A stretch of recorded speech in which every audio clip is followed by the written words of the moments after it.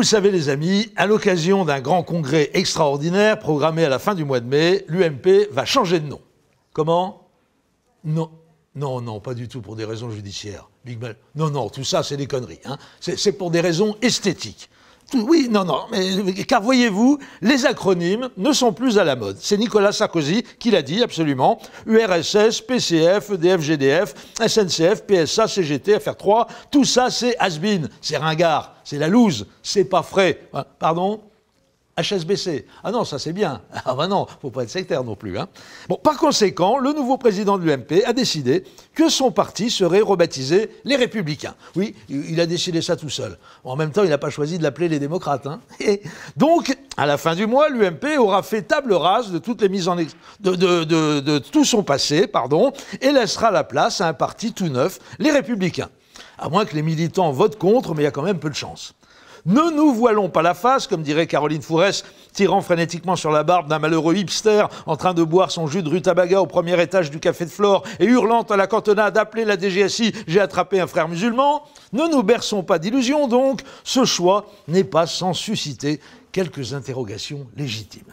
Faut-il rappeler que le principal conseiller du président Sarkozy, celui qui a littéralement inspiré sa politique pendant au minimum une bonne moitié de son mandat, s'appelait, et s'appelle toujours d'ailleurs, Patrick Buisson, un républicain relativement perfectible, vous en conviendrez, maurassien convaincu, admirateur de l'action française, affichant une sincère indulgence à l'endroit des personnes âgées en général et du maréchal Pétain et de Jean-Marie Le Pen en particulier, nostalgique du bien vivre ensemble sous l'occupation, période d'insouciance et même de libération sexuelle à certains égards, malgré quelques effets secondaires désagréables sur le plan capillaire. C'est ce grand républicain qui s'était fait fort de convaincre le président Sarkozy de dénoncer les accords d'Évian, mettant fin à la guerre d'Algérie, sans succès, hélas. Autre républicaine éminente qui s'illustra dans l'entourage immédiat du président Sarkozy, sa directrice de cabinet, puis membre de son équipe de campagne en 2012, Emmanuelle Mignon, cette catholique traditionnaliste à côté de laquelle Christine Boutin passerait presque pour une apologiste de la théologie de la libération et dont le rêve, même pas secret puisqu'elle n'en faisait aucun mystère, était de privatiser intégralement l'éducation nationale. Ah, ça c'est de la républicaine de choc, hein. Si, comme le disait Jaurès, le socialisme c'est aller au bout de la République, il paraît clair que le sarkozysme c'est s'arrêter à son tout début. Non, franchement, mon cher Nicolas, vous devriez choisir un autre nom pour votre parti. Tous les professionnels du marketing vous le diront, l'intitulé d'une marque ne doit pas s'éloigner trop de la vérité du produit. Sinon, le consommateur se braque. Essayez d'être le plus possible en harmonie avec vos récentes prises de position ou celles de vos collaborateurs. Par exemple, à partir de cette bonne idée que vous avez eue de vouloir supprimer les menus de substitution dans les cantines scolaires pour empêcher les petits islamistes de se gaver de protéines radicalisantes, vous pourriez vous appeler les diététiciens, ça serait cohérent. Ou alors appuyez-vous sur l'ensemble des déclarations publiques de votre ami Christian Estrosi, notamment la plus récente où il nous met en garde contre les 5e colonnes islamo-fascistes tapies dans nos banlieues et rebaptisé l'UMP les pas très malins.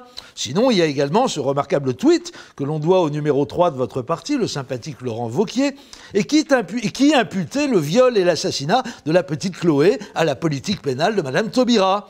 Voilà une parole forte qui devrait pouvoir servir de point de départ et de piste d'envol à votre réflexion collective. Procédons avec un maximum d'empirisme, Monsieur Sarkozy. Quels sont les 2 qualificatifs que vous utilisez le plus souvent pour désigner vos camarades de parti ? Absolument, connard et enculé. Inutile d'aller chercher midi à 14h, c'est quand même vous qui connaissez le mieux vos compagnons de militantisme. Bon, je ne vous cacherai pas que pour des raisons personnelles, liées à mon parcours professionnel, notamment à la radio, je ne suis pas très à l'aise avec l'adjectif enculé, dont je m'abstiendrai donc de vous recommander l'usage, mais en revanche, connard me paraît convenir parfaitement. À une réserve près quand même, il ne rend pas complètement justice à Laurent Wauquiez et à son tweet fulgurant, tellement emblématique de ce qu'est devenu l'UMP depuis plus de 10 ans que vous vous en occupez. C'est pourquoi, plutôt que de la rebaptiser « Les connards », je vous suggère l'intitulé suivant « Les méchants cons qui sont aussi une belle bande de salopards ». C'est un peu long, certes, mais ça colle tellement bien à la vérité du produit. À lundi.